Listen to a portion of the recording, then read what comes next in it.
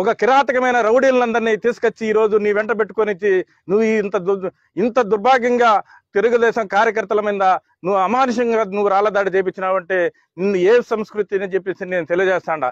ఇది వరకు కూడా మా మీద పొంగునూరులో అయితేనేమి, సోమల్లో అయితేనేమి, కల్లూరులో అయితేనేమి నేను ఈ రోజు వీడియోస్ అన్ని చూపిస్తా ఉండా. ప్రతి తావన కూడా ఆ రోజు నన్ను 2 సంవత్సరాలు పొంగునూరులో బస్టాండ్ లో పెట్టి ప్రతి ఆఫీస్ తీసుకున్నా కూడా తెలుగుదేశం ఆఫీస్ మీద మీరు దాడులు చేసినారు.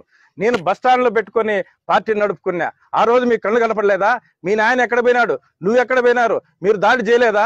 నా పార్టీ ఆఫీస్ మీద జేసీబీలు పెట్టి దౌర్జన్యం చేసి రాత్రికి రాత్రి ఎన్టీ రామారావు బొమ్మను ఈదులో వేసిన సంగతి మీకు తెలీదా?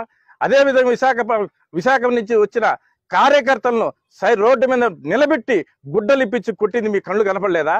ఈ వీడియో కానీ మీకు నచ్చినట్లయితే లైక్, కామెంట్, షేర్ చేయండి. మరిన్ని అప్డేట్స్ కోసం సబ్స్క్రైబ్ చేయండి.